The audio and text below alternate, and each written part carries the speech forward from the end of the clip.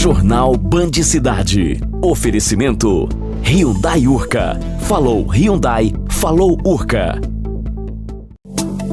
Você vai ver hoje aqui no Band Cidade por que os trotes são perigosos, de quem é a responsabilidade. O preço do cacau no mercado futuro já subiu mais de 20% este ano. No Dia do Idoso, o Band Cidade quer saber, será que eles têm o que comemorar? Alunos de uma escola de Uberaba mostram que aprender é interessante e divertido. No esporte, Cruzeiro e Atlético jogam hoje pela Copa do Brasil. Agora, no Band Cidade, que está no ar.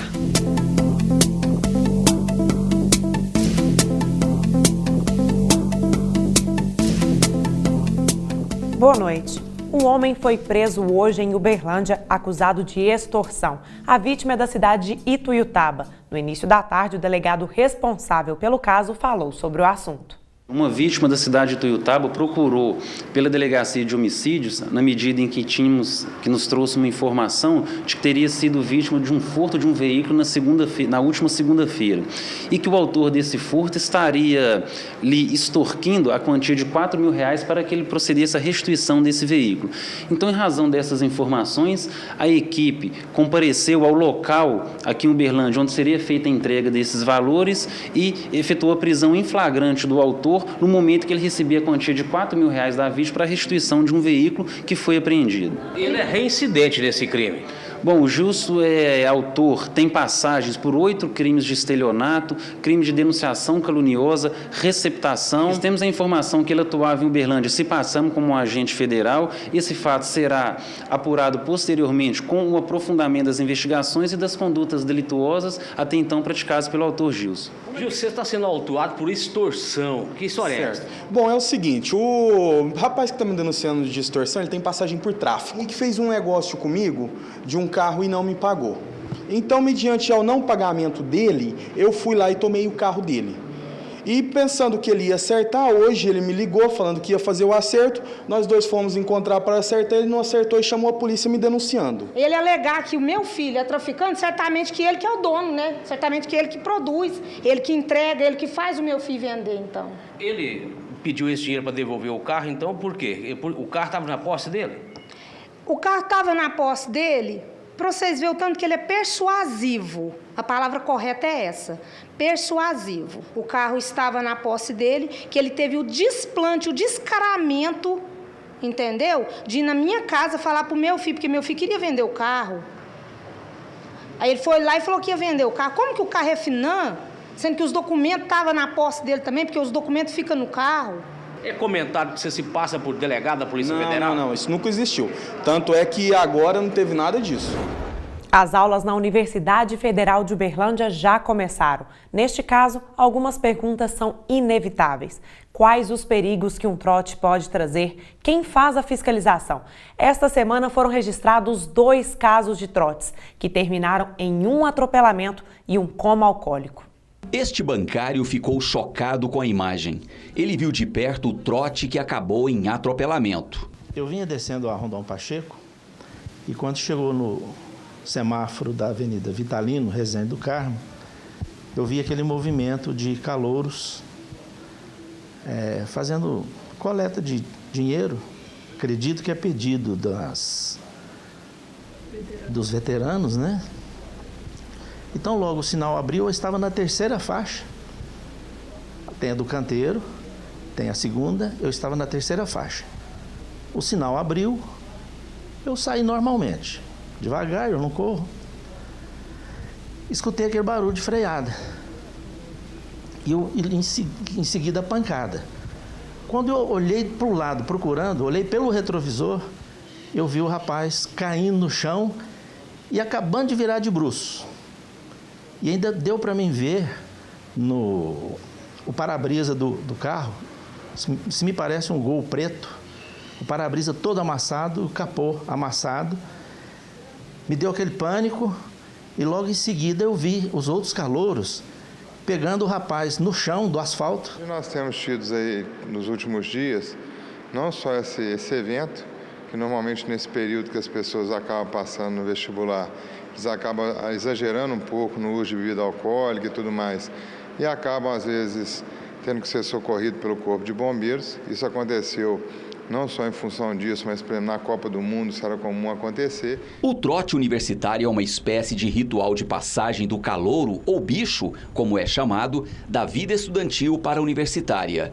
O problema é que os atos são repletos de zombaria, violência e humilhação. Com o pretexto de promover a união entre novatos e veteranos, o trote leva os estudantes para a linha do perigo. E a gente até chama a atenção das pessoas, porque às vezes ela vai comemorar alguma coisa e vai pagar às vezes com a vida, como aconteceu em São Paulo, como aconteceu em outras áreas aí, que às vezes uma situação como uma festa de calouros, uma comemoração como essa, acaba tendo um fim trágico, que é a morte de uma pessoa, principalmente uma pessoa na fase produtiva da sua vida e que conseguiu dar mais um passo, principalmente em função da entrada no ensino superior. Quando são flagrados pelas câmeras, os alunos preferem o silêncio. Não gravam entrevistas. A explicação é que o trote não passa de uma simples brincadeira. Nada de da computação? Não pode falar por isso, não vai dar ruim pra nós. Não fala nada. Não, a gente não vai falar por Tá, mas você sabe que trote é ilegal. Não, mesmo isso aqui não é trote. Isso aqui é recepção. A gente está recebendo os calouros. Tem uma diferença. Os caras deixam todo mundo bêbado. Recepção não, você traz o cara, conversa com ele de boa, explica como é que é. Só faz o que quiser, ninguém aí aqui, nada. O que aconteceu foi... lá antes, ó. Vocês querem participar do trote? Vamos então, vamos todo mundo. Assinou, aceitou, beleza. Se não quiser pintar o rosto, não pinta. Se não quiser tomar o bar, é opcional. Tinha até meninas participam de boa, respeito. Nunca deu problema. Quem acabou? Pelo menos com o nosso curso, não. Quem acabou? Nós sempre viu problema dos outros. A Universidade Federal de Uberlândia, por meio da Diretoria de Comunicação, esclareceu que não tinha conhecimento dos casos. Por esse motivo, a reitoria não vai se manifestar. Hoje é comemorado o Dia do Idoso. E será que eles têm o que comemorar? A resposta deveria ser sim, mas na maioria das vezes a resposta não é bem essa. Um exemplo são os asilos. Boa parte dos idosos que vão para lá é esquecida pela sociedade e até pela família. Mesmo com a dificuldade, alguns encontram motivos para se alegrar e viver.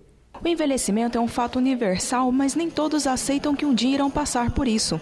O pensamento é de que essa fase seja sinônimo de incapacidade e inutilidade. Por a gente viver no mundo capitalista, marcado pelo consumismo, quando você deixa de produzir, é como se não tivesse o mesmo valor, principalmente um valor perante a sociedade. Na cidade de Uberaba, existem 8 asilos que estão cadastrados na Secretaria de Desenvolvimento e Ação Social.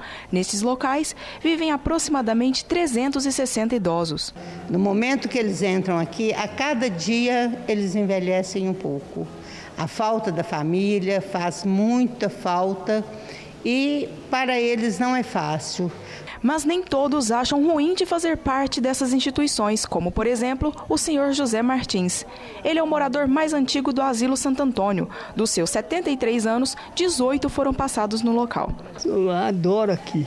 Eu acostumei, né? A gente ficar assim, mais sozinho é melhor, né? O aposentado José Martins veio para o asilo após a morte de seus pais. E mesmo depois de 18 anos, ele ainda carrega a memória deles. Sozinho assim, com os colegas, conversando com as pessoas, trocando ideia, porque a gente trocando ideia que aprende, né? E quando se fala em idoso, um assunto não pode ser esquecido, a aposentadoria. E neste caso, a preocupação não deve ser exclusiva com a situação financeira. O lado psicossocial precisa também ser levado em consideração. Logo que se aposentou Reinaldo, hoje com 64 anos, não se imaginava com toda esta animação. Na verdade, os primeiros anos foram os mais difíceis. Eu fui para a fazenda, trabalhei lá mais ou menos uns 5, 6 anos. Aí depois meu pai arrendou a fazenda para cana e eu vim embora. Aí eu entrei numa depressão bem grande, porque eu gostava muito de lá. A unidade de atenção ao idoso, a UAI de Uberaba, atende hoje pelo menos 3.500 pessoas. De acordo com o coordenador do local, Márcio Antonagelli, a procura por eles geralmente ocorre quando chega a aposentadoria. Estava naquela vida ativa e de repente pararam com tudo. Aí começa a achar problema dentro de casa, ficar em casa muito. Aquilo que eles não viam quando eles estavam ativos, eles começam a perceber. Aí começa a criar um clima na família. De acordo com o psicólogo Jonathan Mazetti, as pessoas não se preparam para a aposentadoria e muitas vezes o resultado é a depressão.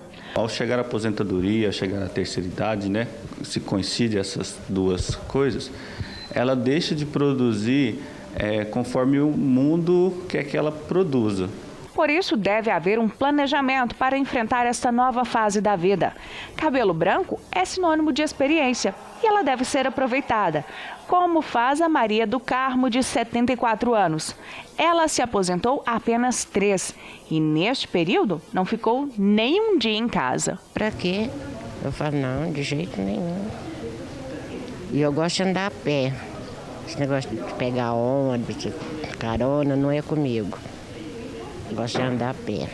Quando a senhora vai sair, se arruma toda? Se arruma, aí o meu produto mesmo. O preço do cacau no mercado futuro já subiu mais de 20% este ano e alcançou a maior alta desde 2011. Representantes do setor comemoram os preços e o decreto do governo da Bahia, que vai permitir o manejo sustentável do cacau plantado no regime de Cabruca. O plantio do cacau em Cabruca é feito há 270 anos na Bahia e no Espírito Santo. Nele, os pés de cacau são cultivados em pequenas clareiras no meio da Mata Atlântica. Porém, com as restrições ambientais, o manejo foi praticamente deixado de lado e o excesso de sombreamento favoreceu o aparecimento de doenças, como a vassoura de bruxa, que quase inviabilizou a produção na região. A situação da lavoura cacaueira começou a melhorar a partir do novo Código Florestal e avança agora com a regulamentação da lei ambiental nos estádios. Agora, um decreto baixado pelo governo da Bahia vai facilitar a vida dos produtores de cacau no estado nordestino, que utilizam basicamente o plantio no regime da Cabruca, na Mata Atlântica. O decreto possibilita o manejo sustentável do cacau e da floresta, garantindo maior sustentabilidade ambiental à produção e, o principal, dando sustentabilidade econômica ao produtor. O setor comemora a medida. É um marco regulatório para permitir que o produtor continue produzindo, né, dentro da cabruca de cacau, sem perder de vista a perspectiva da produção. Isso vai dar possibilidade ao produtor de ampliar a renda dele, não só no negócio cacau, como outras atividades que estejam ali muito próximas, e também a sustentabilidade do meio ambiente e a sustentabilidade social. O decreto vem num bom momento para a produção de cacau. Os preços seguem estáveis e acima do custo de produção. As cotações do mercado futuro subiram 20% neste ano e atingiram um nível recorde de 3 anos em agosto. O produtor rural se prepara para uma nova fase, que é também a profissionalização dele em todos os aspectos, desde do plantio, a colheita, pós-colheita. Alunos de uma escola de Uberaba aproveitam para mostrar que aprender pode ser muito divertido e interessante. É o que você vai ver logo depois do intervalo. Até já!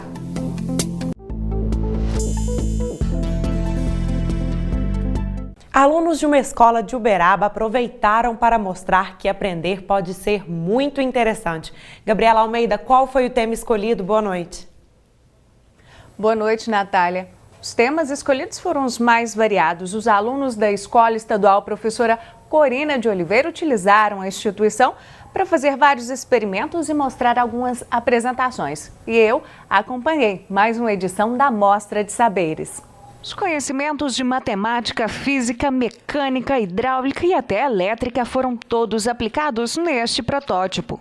Os alunos do 3º ano mostraram como os movimentos podem ser conduzidos usando somente a pressão da água. Com um pouco de água, quando você aperta a outra aumenta e acontece movimento, aí causando com que todo o braço se mova, como garra, para o lado, para baixo e todos esses movimentos. Já o trabalho das garotas do 2º ano foi de conscientização.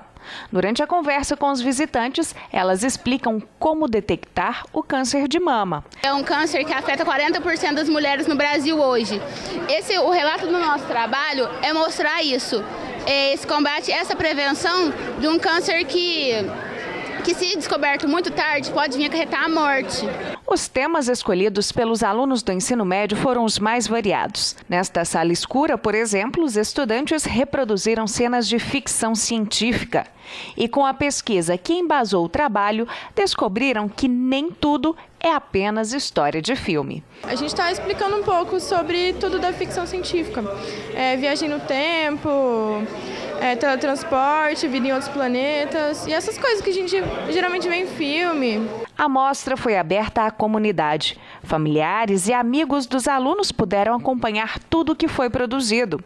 O pai de Sabrina ficou impressionado com o que viu. A gente vê com muito orgulho, né? Além de ser professor, vê como pai, a gente vê também que é uma busca pelo conhecimento a respeito de várias áreas. Esta foi a primeira vez que a Mostra de Saberes incluiu todas as disciplinas. É uma mostra que inicialmente era física, química e biologia e que desde o ano passado vem integrando as outras disciplinas. Além de incentivar a pesquisa e o trabalho em grupo, o projeto também amplia o conhecimento em novas áreas. Esse caráter dinâmico da escola, essa escola viva, todo o ensino médio formaram grupos e escolheram os temas. A importância fundamental é que muitos deles, a maioria, a gente já tem prova disso com ex-alunos, fazem a escolha do que vão fazer quando saírem daqui, o que vão cursar, pelo trabalho que ele desenvolve, que ele descobre a habilidade, a competência que ele tem.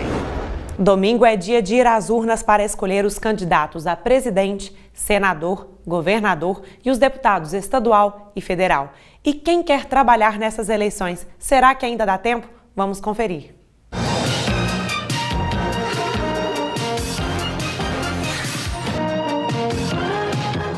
Eleições 2014. Você gostaria de trabalhar para a Justiça Eleitoral durante o pleito? Cristiano, ainda dá tempo para quem quiser se inscrever para ser mesário? Aquele mesário que deseja trabalhar voluntariamente, o canal para cadastramento no site do TRE fica disponível o ano inteiro para ele fazer o cadastro. Então, aquele mesário, eleitor que desejar se cadastrar, ele pode entrar no site e fazer o cadastro. Nós temos outras funções aqui dentro do cartório eleitoral para trabalho. Então, não só o serviço na sessão, tem outros trabalhos também. Quais os benefícios para quem se propõe a trabalhar para a Justiça Eleitoral neste período? Isso. Ele tem o direito de, a cada dia trabalhado, descansar 2. Tem direito ao vale postal, que anteriormente chamava TIC alimentação, e tem outros benefícios, além de ter uma relação, conhecer pessoas, aprendizagem, ter novas experiências. Então, isso. Basta procurar o cartório eleitoral? Isso, basta procurar o cartório eleitoral e entrar no site para se cadastrar. Larissa Santos para Band Triângulo Eleições 2014.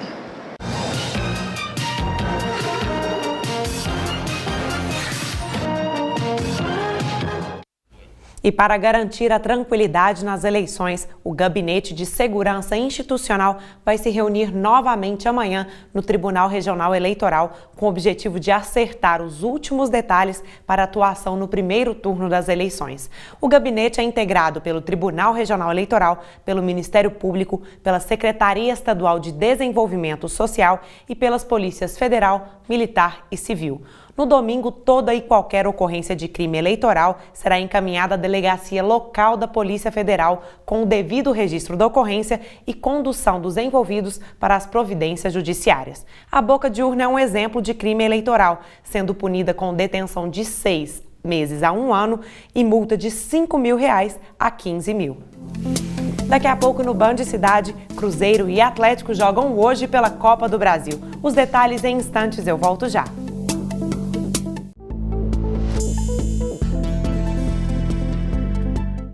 Será realizada neste sábado em Ituiutaba, no Pontal do Triângulo, a segunda edição da Marcha para Jesus. O evento idealizado e organizado pela Associação dos Ministros Evangélicos de Ituiutaba tem como objetivo fortalecer as famílias e levar mais amor ao coração das pessoas. A marcha está marcada para começar às 11h30 da manhã na Praça Getúlio Vargas. De lá, todos saem em direção à Praça Cônego Ângelo, onde várias atrações estão marcadas para a tarde, inclusive a participação da cantora gospel Amanda Ferrari. Agora o esporte. O Atlético joga hoje contra o Corinthians fora de casa pela Copa do Brasil. Na cidade do Galo, muito mistério em torno da escalação. Malas prontas para São Paulo, mas nem todo mundo vai. Observe a lista de relacionados. O nome do atacante Jô não está nela. E olha que o Jô treinou normalmente na segunda e na terça. Não foi relacionado, mas é o cara que a gente confia, né? Que a gente espera que ele possa ser o Jô que foi o ano passado. O importante é que quem vai para o jogo está confiante num bom primeiro duelo contra o Corinthians. Até porque o momento atual do Galo é bem melhor do que o do Timão. O Atlético está embalado no Brasileiro, 4 vitórias seguidas. O Corinthians, ao contrário, vem descendo a serra. A pressão é grande. Quando o jogo começa, acho que a circunstância é outra. O Corinthians é uma equipe grandiosa que acho que sabe lidar muito bem com essas situações. Mas é claro que se eles, em algum momento durante a partida, apresentarem qualquer tipo de instabilidade, a gente tem que estar tranquilo e firme para poder aproveitar, né? Com o Timão em crise ou não, o primeiro jogo em São Paulo é fundamental. A gente vai tentar fazer um bom jogo, tentar vencer o jogo, né? A gente vai para cima, a gente está num momento de muita confiança. É Copa do Brasil, é mata-mata, tipo de competição que o Atlético aprendeu a gostar e a se dar bem. A gente tem feito boas apresentações nesse sistema e a gente espera fazer um grande jogo em São Paulo e trazer um grande resultado para decidir em casa. Hoje à noite, promete. Já o Cruzeiro tem pela frente o ABC de Natal. A Raposa viajou sabendo que é a favorita. O técnico Marcelo Oliveira pode inclusive poupar alguns jogadores. O mistério ronda a Toca da Raposa, não só por causa do apagão durante a coletiva do goleiro Fábio. Mistérios na escalação da equipe para o jogo de hoje contra o ABC no Mineirão. Quando a imprensa teve acesso ao treino, foi possível ver apenas um trabalho recreativo. Mas ninguém sabe quem que é. O treinador não falou para ninguém, todo mundo está na lista de convocados e até agora ninguém sabe quem vai jogar ou não. A escalação só será conhecida mesmo minutos antes da partida. Alguns jogadores como Everton Ribeiro, Ricardo Goulart e Marcelo Moreno podem ser poupados. Surge a oportunidade para um atacante que está com saudade do gol. Borges está ansioso. O último gol dele foi este aí, na vitória sobre o Flamengo há exatos 4 meses. O 2014 do jogador não tem sido dos melhores. Para mim tem sido um momento, sinceramente, muito difícil. Foram duas lesões que nunca tinha acontecido na minha carreira. E às vezes você se planeja para fazer o seu melhor ano e as coisas não acontecem como você almeja. Para superar um momento complicado, nada melhor que este carinho dos cruzeirenses, marcação forte dos torcedores. Quando você para de jogar, você sente falta disso, né? Então é bom você ter o reconhecimento do torcedor e poder retribuir. Mesmo com time misto, o favoritismo é todo do Cruzeiro.